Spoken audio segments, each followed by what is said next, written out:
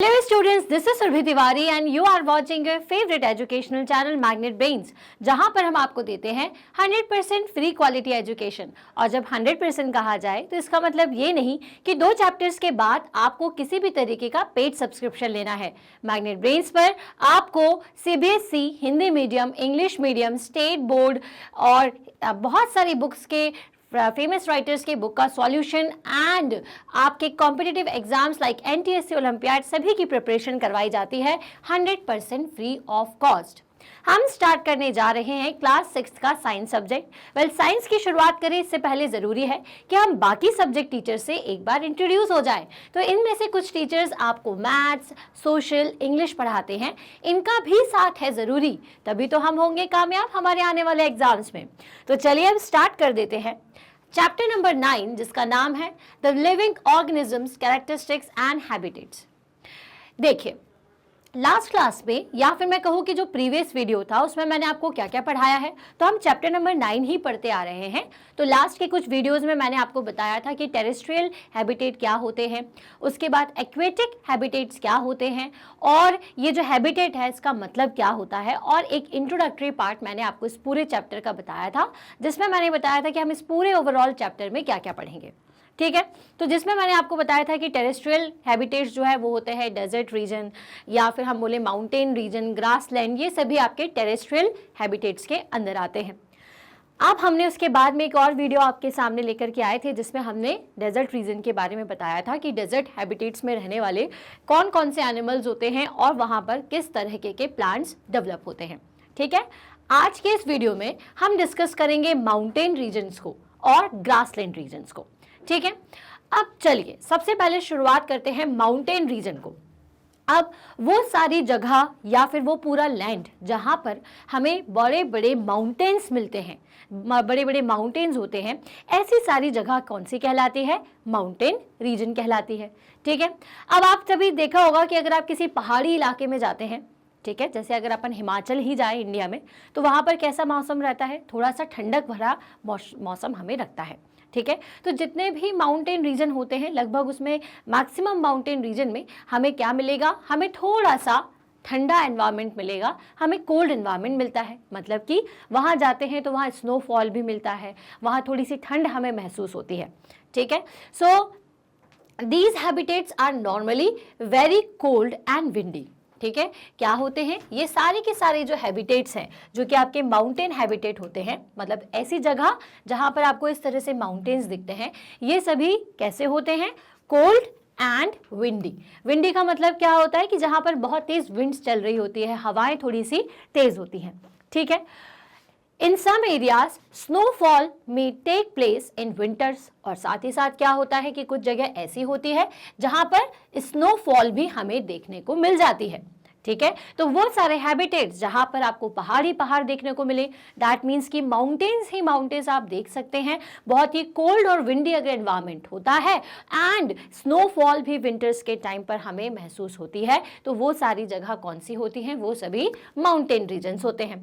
ठीक है, अब जैसे हमने डेजर्ट रीजन में पढ़ा था, तो डेजर्ट रीजन कैसा था? जहां पर वही थोड़े से लिमिटेड एनिमल्स रहते हैं, लिमिटेड वहां पर प्लांट्स रहते हैं।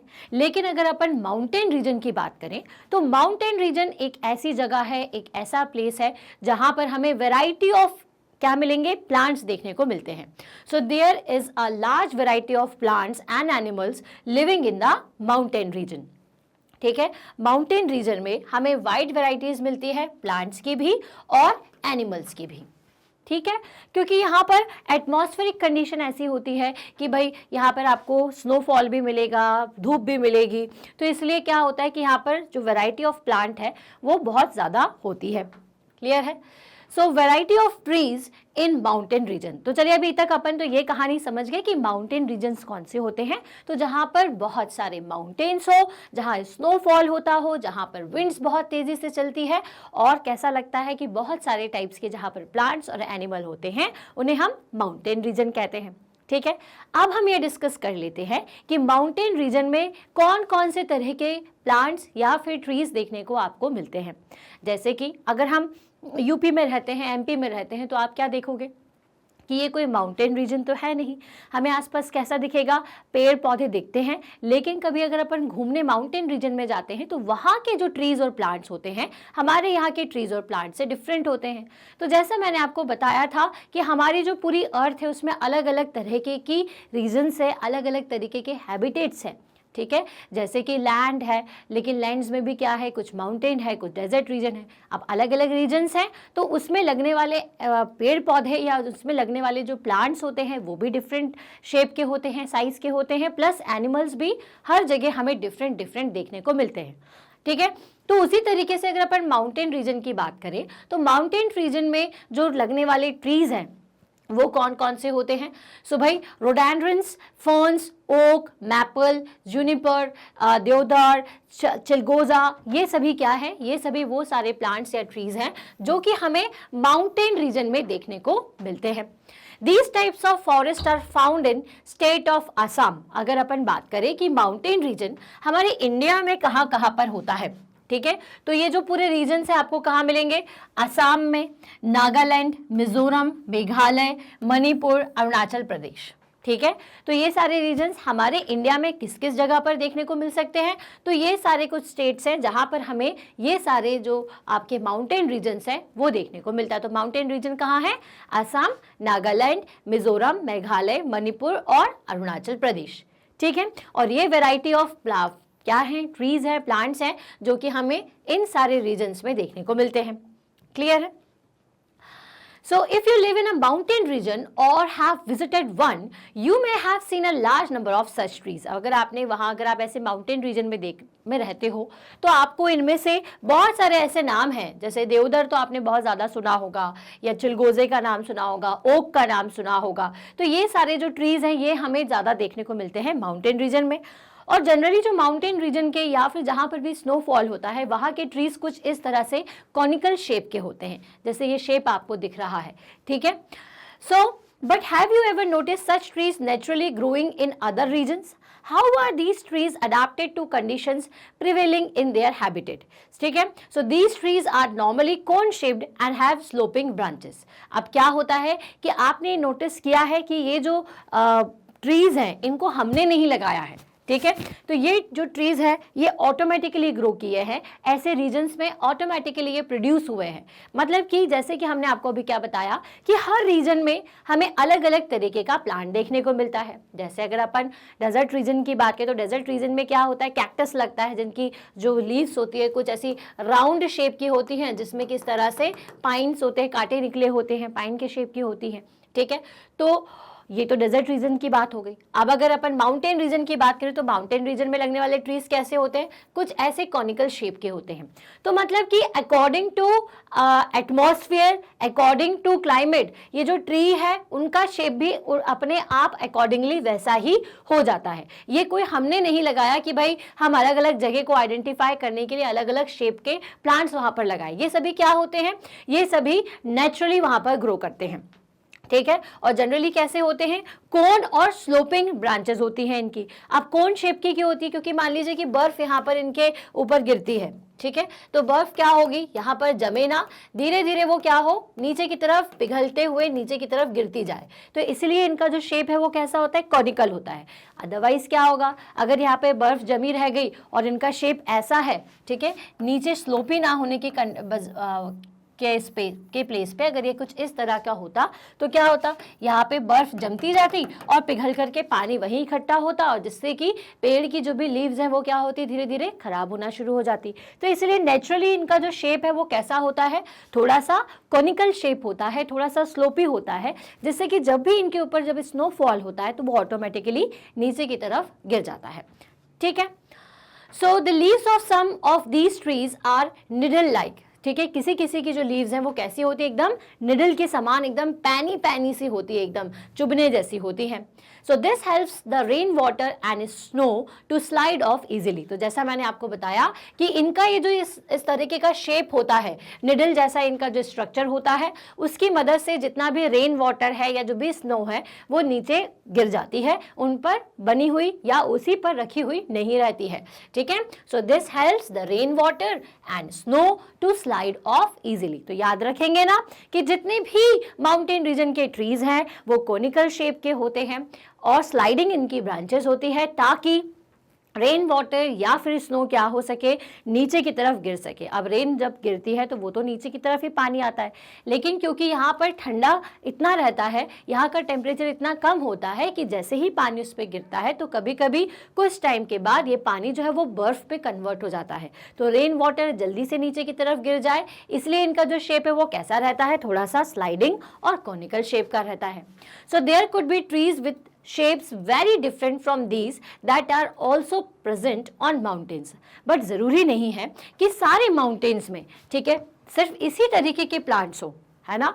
कई जगह या फिर इनमें यहाँ पर कॉम्बिनेशन होता है ऐसे प्लांट्स का प्लस आपके नॉर्मल शेप के जो प्लांट्स आप देखते हो, मतलब कि अगर हम इस शेप की बात करें ट्री के तो इस शेप के भी आपको ट्रीज देखने को मिलते हैं। So there could be trees with shape different from these that are also present on mountain. They may have different kind of adaptations to the survive on the mountain, जिसमें कि अलग तरीके का अडाप्शन होगा, उनमें कुछ अलग तरीके के ऐसे फीचर्स होंगे जिसकी वजह से वो माउंटेन रीजन में सर्वाइव कर पाते हैं। ठीक है, तो मतलब माउंटेन रीजन में जितने भी प्लांट्स हैं, जितने भी ट्रीज वहाँ पर लगे हुए हैं, सभी के अंदर कुछ ना कुछ ऐसी क्वालिटी होगी, कुछ ना कुछ ऐसे फीचर्स होंगे जिसकी वजह से वो वहाँ पर आसानी से लगे रहते हैं, सर्वाइव कर पाते हैं। तो ये सब किसके कारण होता है, अपने अपने फीचर्स के। अब देख लेते हैं कि भाई यहाँ पे एनिमल्स कौन कौन से होते हैं। तो animal living in the mountain regions are also adapted to the conditions there. अब जितने भी एनिमल्स ऐसी जगह पर रहते हैं, ठीक है, दैट मीन्स कि उनमें भी कुछ ना कुछ ऐसे अडाप्शन किए हुए हैं, कुछ ना कुछ ऐसे उनकी बॉडी में फीचर्स होते हैं, बॉडी का उनका शेप या फिर बनावट बोले या उनमें ऐसी कुछ खासियत होती है, क्वालिटीज होती हैं कि वो माउंटेन रीजन में रहने लायक रहते हैं। ठीक है, दैट मीन्स कि माउंटेन कैसे होते हैं, सबसे पहले तो बड़े बड़े ऊंचाई वाले होते हैं जहां पर आपको कैसे चढ़ना होगा कि जब कोई एनिमल वहां पर चढ़ाई करे, मतलब कि ऊपर की तरफ माउंटेन पे चढ़े, तो वो वहां से फिसले ना। दूसरी चीज हमने देखा कि भाई माउंटेन रीजन ऐसे रीजन्स होते हैं जहां पर हमें थोड़ी सी ज़्यादा ठंडी महसूस होती है, विंड ज़्यादा चलती है। दैट मीन्स कि माउंटेन रीजन के जितने भी एनिमल्स होते होंगे उनकी बॉडी में इस तरह से मोटी मोटी उनकी बॉडी पर फर होते होंगे, उनकी स्किन काफ़ी मोटी होती होंगी। ठीक है, तो पहली चीज़ तो हमने देखा ग्रिप अच्छी होना चाहिए, दूसरी चीज़ देखा कि उनकी बॉडी फरी होना चाहिए, और क्या होना चाहिए आपके हिसाब से माउंटेन रीजन में, ज़रा सोचिए फटाफट से। तो भाई माउंटेन रीजन में क्या होता है कि एक जगह से दूसरी जगह पर छलांग मारना आसान हो, तो वहाँ पर मतलब कि कुछ ऐसे एनिमल्स भी हो सकते हैं जो कि यहाँ से वहाँ छलांग अच्छे से लगा पाएंगे। ठीक है, वैरायटी ऑफ ट्रीज होते हैं, तो मतलब कि वहाँ पर आपको वेजिटेरियन प्लस ये जो आपके एनिमल्स पर कार्निवर्स और हर्बेरियर्स दोनों तरीके के, हर्बीवर्स हो चाहे कार्निवर्स हो, दोनों तरीके के एनिमल्स हमें वहाँ पर देखने को मिल सकते हैं। ठीक है, तो चलिए देखते हैं। So they have thick skin और fur to protect them from cold. तो जैसे कि पहला क्वालिटी उन्होंने बताया हुआ है कि क्या क्या इनमें क्वालिटीज हो सकती है या कौन कौन से अडैप्शंस होते हैं। तो सबसे पहला है कि दे हैव थिक स्किन और फर टू प्रोटेक्ट देम। उनकी जो बॉडी होती है वो काफ़ी थिक होती है, उनमें बहुत अच्छे फर होते हैं जिससे कि वो ठंड से अपने आप को बचा सकते हैं। For example yak have long hair to keep them warm. जैसे कि यहाँ पर एक याक का मैंने इमेज लगाया हुआ है, ठीक है, तो आप देख रहे हो कि इसकी बॉडी पर लॉन्ग लंबे लंबे से हेयर्स होते हैं जिसकी मदद से वो क्या होगी, गर्माहट को महसूस करती है, क्योंकि लंबे लंबे घने घने बालों के होने की वजह से बाहर की जो हवा है वो उनकी स्किन तक नहीं पहुँच पाएगी, उन्हें मतलब ठंड का एहसास नहीं हो पाएगा। जैसे कि ठंडियों में हम स्वेटर्स पहनते हैं, वुलन पहनते हैं, वुलन वेयर पहनते हैं, क्यों पहनते हैं, ताकि हमें बाहर की ठंडी हवा हमारी बॉडी तक नहीं जाए। लेकिन इनकी बॉडी में नेचुरली क्या होती है, कुछ ऐसे बॉडी पर फर या लंबे लंबे घने घने बाल होते हैं, हेयर्स होते हैं, जिनके कारण इन्हें वार्म महसूस होती है। Snow leopard has thick fur on its body including feet and toes. अब आप यहाँ पे स्नो लेपर्ड को देखिए, इसकी बॉडी में घने फर हैं, साथ ही साथ इसके फीट एंड टो पर भी है। ठीक है, दोनों ही जगह आप देखिए कि इसके बॉडी पर, इसके टो पर, इसके फीट पर, हर जगह पर कैसे बाल होते हैं, घने घने बाल होते हैं, फर होते हैं, जिसके कारण ये इतनी ठंडी में भी सरवाइव कर पाता है। क्लियर है? So this protect its feet from the cold when it walks on the snow.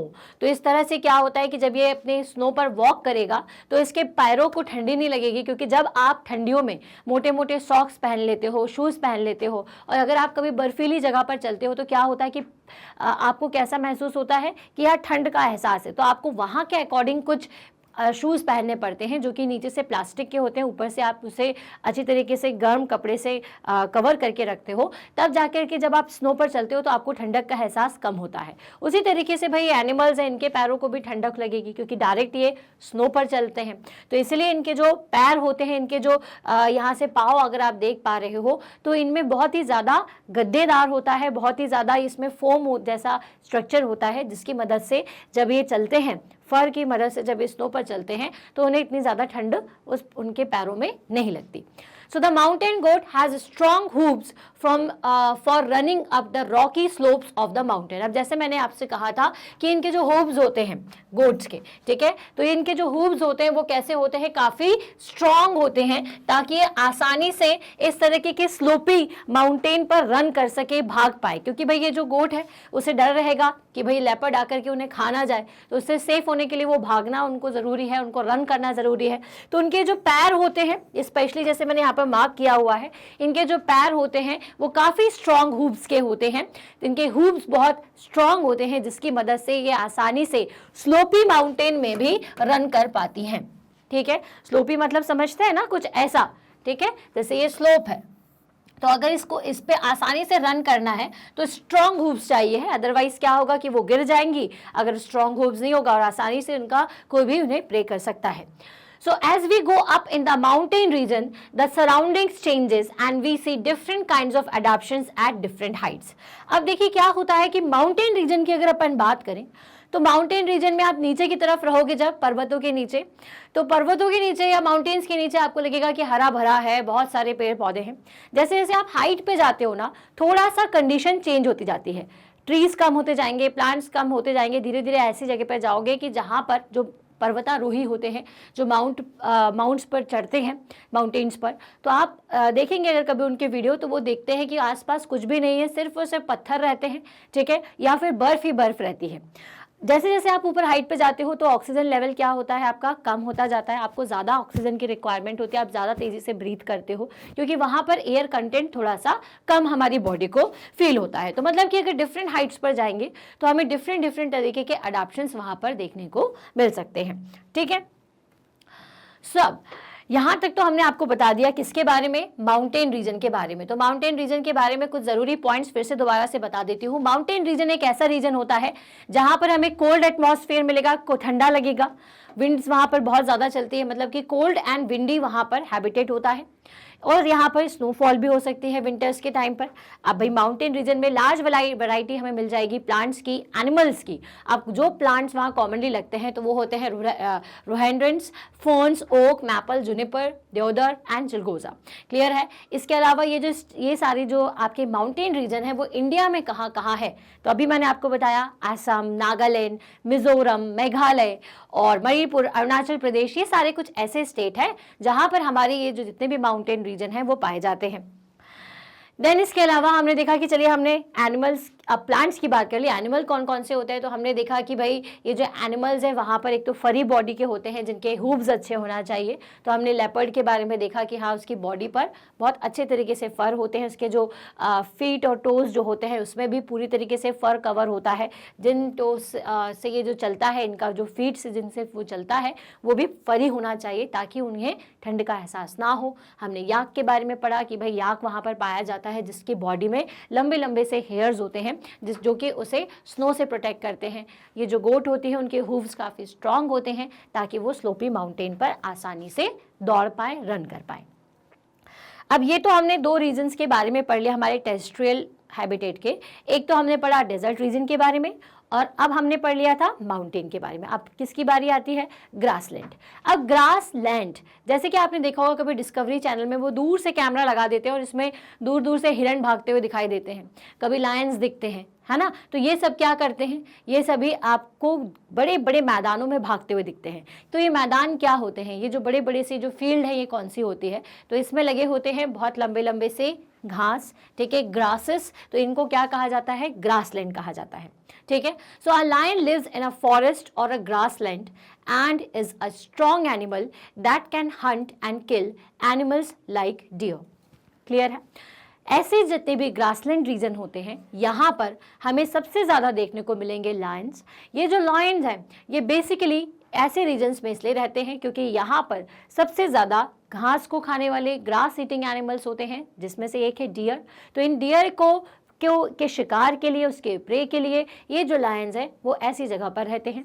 अब लायन कैसा होता है, तो it is light brown in colour, जैसे कि आपको दिख रहा है। इसकी बॉडी का कलर कैसा होता है, तो लाइट ब्राउन कलर का होता है। Look at the picture of a lion and that of the deer. How are the eyes placed in the face for these two animals? अब देखिए इनकी आईज कैसे दिख रही है, are they in the front or on the sides of the face? अब ये इनके फ्रंट पे है या इनके फेस के साइड्स में है, ठीक है। तो हम देखते हैं कि भाई इनके साइड में है ये सो। तो lion have a long claws in their front leg that can be withdrawn inside the toes. इनके जो claws होते हैं, ठीक है, वो काफी बड़े होते हैं। आगे के जो claws होते हैं वो कैसे होते हैं, front legs के जो claws होते हैं वो काफी बड़े साइज के होते हैं। Do the features of lion help it in any way to survive? क्या इनका जो फीचर होता है उसे सर्वाइव करने में आसानी रखता है? तो भाई देखिए आगे से जब कोई चीज़ बड़ी होगी तो ग्रिप करने में आसानी होती है और ये बहुत तेजी से इस तरह से रन कर पाता है, ठीक है। So its light brown colour help it to hide in a dry grassland when it hunts for prey animal to eat. Prey का मतलब क्या होता है कि वो शिकार जिसको ये खाना चाहता है, एक ऐसा एनिमल जिसको वो खाएगा, खाना चाहता है, उसे हम प्रे कहते हैं, ठीक है, ये याद रखिएगा। अब ये जो इसकी बॉडी का कलर है ना, हल्का सा लाइट ब्राउनिश कलर, आप इसका बॉडी का कलर देखिए यहाँ पर और ग्रास इसका कलर देखिए। ये इसकी बॉडी के कलर के अकॉर्डिंग क्या करता है, इन तरीके के ग्रासलैंड्स में आसानी से छुप जाता है, क्योंकि आपको पता है कि सूखी घास का कलर भी लगभग किसी कलर का होता है, तो ये आसानी से इसमें क्या होते हैं, छुप जाते हैं। इसी तरीके से डियर जो होता है ये भी अगर छुपना चाहे तो छुप सकता है, क्योंकि इनकी बॉडी का कलर भी कैसा होता है, ग्रासेस के कलर का होता है, ठीक है। The eye in front of the face allow it to have a correct idea about the location of its prey. अब इनका जो आईज होती हैं ये फेस के सामने की तरफ होती हैं, ठीक है, जिसकी मदद से ये आसानी से अपने शिकार को पता लगा पाते हैं कि इनका शिकार किस जगह पर है। तो इनकी आईज कहाँ पर होती है, फ्रंट ऑफ द फेस, ठीक है, अपने फेस के बिल्कुल सामने की तरफ। अब एनिमल्स में क्या होता है ना, अलग अलग टाइप के आईज का लोकेशन होता है, किसी का बिल्कुल साइड में होता है, किसी का थोड़ा सा सामने की तरफ। तो ये जो लायन है इनका जो आंखों का लोकेशन होता है वो कहाँ पर होता है, फ्रंट ऑफ द फेस, ठीक है। सो A deer is another animal that lives in a forest and grassland. अब भाई एक और आपका जो डियर है वो दूसरा एनिमल है जो कि ऐसे ही ग्रासलैंड्स में रहना सबसे ज़्यादा पसंद करता है। It has a strong teeth for chewing hard plant stems of the forest. इनके जो दांत होते हैं, इनके जो टीथ्स होते हैं वो काफ़ी ज़्यादा स्ट्रॉन्ग होते हैं ताकि ये ऐसे फॉरेस्ट में लगने वाले प्लांट्स को, स्टैम्स को आसानी से खा पाए, आसानी से च्यू कर पाए, ठीक है। A deer needs to know about the presence of the predator.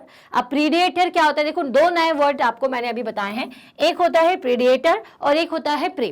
तो प्रीडिएटर क्या होता है, जो कि शिकार करता है, और प्रे क्या होता है, जो खुद शिकार है। मतलब कि प्रे को प्रीडिएटर्स खाएंगे, तो मतलब प्रीडिएटर्स वो सारे एनिमल्स होते हैं जो कि किसी और एनिमल को या किसी प्रे को खाना चाहते हैं, शिकार करना चाहते हैं। तो a deer needs to know about the presence of predator. अब डियर को पता होना चाहिए कि भाई प्रीडिएटर्स तो नहीं आ रहे, मतलब कि हमें खाने वाले animal like lion that make it their prey, ठीक है, in order to run away from them and not become their prey, ठीक है। सो इन डियर्स जो होते हैं वो काफ़ी, इनके कान जो है ना बहुत सेंसिटिव होते हैं, इनको पता चल जाता है कि यार बड़ा सा एनिमल आने वाला है, प्रीडिएटर्स आने वाले हैं, स्पेशली लायन आने वाला है, तो ये क्या होते हैं, सतर्क हो जाते हैं और ये भागना शुरू कर देते हैं। It has a long ear to hear movements of the predators. इनके जो कान होते हैं वो कैसे होते हैं, बहुत बड़े बड़े होते हैं, जिसकी मदद से ये आसानी से ये समझ लेते हैं, एहसास कर लेते हैं, सुन लेते हैं कि कोई शिकार करने तो नहीं आ रहा, प्रीडेटर्स तो नहीं आ रहे। The eye on the side of its head allow it to look in all direction for danger. अब लायन की जो आई थी वो फेस के सामने की तरफ है, डियर की जो आईज होती है वो साइड में होती है, तो इसकी मदद से क्या होता है कि चारों डायरेक्शन में देख पाती हैं। याद रखिएगा, लायंस की आईज सामने फेस पे होती है, तो हम जैसे चारों डायरेक्शन में नहीं देख सकते, लेकिन डियर की आंखें कहाँ होती है, साइड में होती है, जिसकी मदद से ये चारों डायरेक्शन में देख पाएंगी कि यार यहाँ से या यहाँ से कहीं से तो मुझे कोई खाने नहीं आ रहा है। समझ में आया? तो मतलब मदर नेचर ने सबको बचने के लिए और सबको खाने के लिए हर तरीके के फीचर्स दिए हुए हैं। लायन को सामने आंखें दी हैं ताकि वो क्या कर सके, ताकि वो पता लगा सके कि यार मेरा ये जो शिकार है, जो मेरा प्रे है, वो कहाँ पर छुपा हुआ है। ठीक है, और प्रीडिएटर्स हो गए वो, और ये जो प्रे है मतलब खुद डियर है, उसको नेचर ने दिया है कि अगर तुम्हें बचना है तो मैं तुम्हें ऐसी शक्ति देता हूँ कि तुम्हारी दोनों आंखें साइड साइड में होंगी और तुम चारों डायरेक्शन में देख पाओगे कि इधर भी देख लो, इधर भी देख लो कि कहीं से मुझे कोई लायन पकड़ने तो नहीं आ रहा है। ठीक है, सो ये आई के बारे में याद रखिएगा और इनके कानों के बारे में याद रखिएगा कि अगर चलिए घास खाते खाते कभी देखा भी नहीं तो समझ में आ जाए कि यार आवाज से ही कि दूर से प्रीडिएटर्स आ रहे हैं, लायन आ रहा है, तो बच लो। चलिए, the speed of the deer helps them to run away from the predator. इनकी स्पीड भी काफी तेज होती है, बहुत तेजी से दौड़ लेते हैं। There are many other features of a lion and deer or other animals and plants that help them survive in their habitat। अब अपन ने देखा कि हर जगह के एनिमल्स में अलग अलग क्वालिटी है जिसकी वजह से वो पर्टिकुलर जगह पे रह पाते हैं। जैसे माउंटेन रीजन में देखा हमने कि यार वहाँ बहुत ठंड पड़ती है, बर्फ गिरती है, तो वहाँ के एनिमल्स को ऑटोमेटिकली नेचर ने कैसा बनाया है, ऐसा बनाया कि उनकी बॉडी में फर हो। यहाँ के एनिमल्स को भाई छुपना पड़ेगा क्योंकि ट्रीज नहीं है, बड़े बड़े ग्रास लैंड है, ग्रास ही ग्रास है, तो ग्रास के बीच में छुपने के लिए इनकी बॉडी का कलर लाइट ब्राउन कलर का बना दिया। अपने शिकार को पकड़ने के लिए लायंस की आंखें आगे रख दी ताकि वो ध्यान से देख पाए कि कहाँ पर शिकार छुपा हुआ है, और ये जो डियर था उसकी आंखें उन्होंने साइड में दी ताकि वो सारे डायरेक्शन में देख पाए। कानों को इतना तेज बनाया कि प्रीडेटर की थोड़ी सी भी हलचल को समझ पाए, और साथ ही साथ इनको इतनी अच्छी स्पीड दी है कि अगर प्रीडेटर इनके पीछे भी भागते हो तो उनसे बच सके। ठीक है, तो मतलब कि हर जगह के एनिमल के फीचर्स उस जगह के तरह होते हैं, उस जगह में रहने लायक होते हैं। इसी को ही तो इनका क्या कहा जाता है, एडाप्शन कहा जाता है। क्लियर है? तो भाई यहाँ से मैंने आपको दो चीजें बता दी कि माउंटेन रीजन में कौन से एनिमल्स, कौन से प्लांट्स होते हैं, और ग्रासलैंड में क्या होता है। तो ग्रासलैंड में ज्यादातर क्या होता है, ग्रास ही ग्रास ज्यादा होती है, लंबी लंबी ग्रासेस होती हैं। वहाँ पे ट्रीज होते हैं, नॉर्मल ट्रीज भी पाए जाते हैं, लेकिन उनकी संख्या, उनके नंबर्स कम होते हैं। तो आज के इस वीडियो में ग्रासलैंड और माउंटेन रीजन के बारे में जो इन्फॉर्मेशन मैंने दी है, आई होप वो आपको समझ में आई हो और आपके एग्जाम पॉइंट ऑफ व्यू से भी वो इंपॉर्टेंट हो। अब नेक्स्ट वीडियो में हम नेक्स्ट टेरेस्ट्रियल हैबिटेट के बारे में डिस्कस करेंगे। तब तक के लिए मैग्नेट ब्रेन से जरूर जुड़े रहिएगा, और साथ ही साथ भाई अगर आप को ये पूरे चैप्टर्स पुराने कितने पढ़ चुके हैं देखना है तो नीचे डिस्क्रिप्शन बॉक्स में एक प्लेलिस्ट दी हुई है जिसमें आप सब कुछ देख सकते हो। साथ ही साथ अब मैग्नेट ब्रेन्स आपको इंस्टाग्राम, फेसबुक और अब टेलीग्राम पर भी आपको आपके जो मैग्नेट ब्रेन्स है वो अवेलेबल है। तो टेलीग्राम में आपको कोई भी सब्जेक्ट से रिलेटेड डाउट हो वो वहाँ पर आप शेयर कर सकते हैं। और अगर आपको पूरे दूसरे चैप्टर्स देखना है और अभी तक आप नहीं देख पा रहे हैं, दूसरे सब्जेक्ट्स भी पढ़ना चाहते हैं, तो आप कैसे देखोगे, magnetbrains.com पर जाइएगा, वहां पर सिलेक्ट करना है CBSE English medium plus class 6। जैसे आप सिलेक्ट करते हो तो एक स्क्रीन ओपन हो जाएगी जिसमें आपको अलग अलग सब्जेक्ट्स के फोल्डर्स दिखेंगे। तो मान लीजिए कि आपको पढ़ना है साइंस, तो वॉच नाउ पर क्लिक करिएगा। वॉच नाउ पर क्लिक करते साथ ही एक स्क्रीन ओपन हो जाएगी जिसमें नीचे की तरफ आपको सारे वीडियोस दिख रहे हैं। ठीक है, यहाँ पर वीडियोस हर चैप्टर का वीडियो है, हर चैप्टर के अलग अलग टॉपिक के सेपरेट वीडियोस हैं, सबका सॉल्यूशन का भी वीडियो दिख जाएगा। बस क्लिक करना है, क्लिक करते साथ ही क्या होगा, एक स्क्रीन ओपन हो जाती है जिसमें कि वीडियो आपको दिख जाएगा। इस वीडियो को स्टार्टिंग से एंड तक जरूर देखिए। जब आप पूरा वीडियो देख लें तो लाइक जरूर करिए, कमेंट करके बताइए और इसे शेयर करिए अपने सेम क्लास के स्टूडेंट्स के साथ। अब भाई एक बहुत अच्छी बात है हिंदी मीडियम स्टूडेंट्स के लिए कि अब मैग्नेट ब्रेन्स लेकर के आ चुका है मैग्नेट ब्रेन्स हिंदी, जिसमें कि आपको 6th क्लास से 12th क्लास तक के सभी सब्जेक्ट्स के ऑनलाइन वीडियो लेक्चर्स अवेलेबल हैं 100% फ्री ऑफ कॉस्ट हिंदी में। बस आपको इस चैनल को सब्सक्राइब जरूर करना है। जब आप ये चैनल सब्सक्राइब करें तो बहुत अच्छी बात होगी, क्योंकि सब्सक्राइब करने से सारी रिसेंट अपडेट आप तक पहुंच जाती है। और जो हमारे मैग्नेट ब्रेन्स के मेन चैनल से बच्चे जुड़े हुए हैं उनको मैं दोबारा से बता दूं कि मैग्नेट ब्रेन्स पर किंडरगार्टन से क्लास 12 तक के सभी क्लासेस के ऑनलाइन वीडियो लेक्चर्स हैं जो कि 100% फ्री ऑफ कॉस्ट है। तो इसे लाइक करिए, शेयर करिए सेम क्लास के स्टूडेंट्स के साथ और उन बच्चों के साथ भी जो आपसे थोड़ी छोटी बड़ी क्लासेस में हैं, क्योंकि आप देख ही रहे हैं कि बहुत सारे क्लासेस के यहाँ पर ऑनलाइन वीडियो लेक्चर्स हैं। और चैनल को ज़रूर सब्सक्राइब करें। जैसा मैंने कहा कि भाई recent update related to a subject, chapter और आपकी क्लास रिलेटेड जो भी अपडेट होता है ना वो आप तक जल्दी पहुंच जाता है। चलिए अब हम मिलेंगे हमारे नेक्स्ट वीडियो में, तब तक के लिए stay happy, stay healthy. Thank you so much.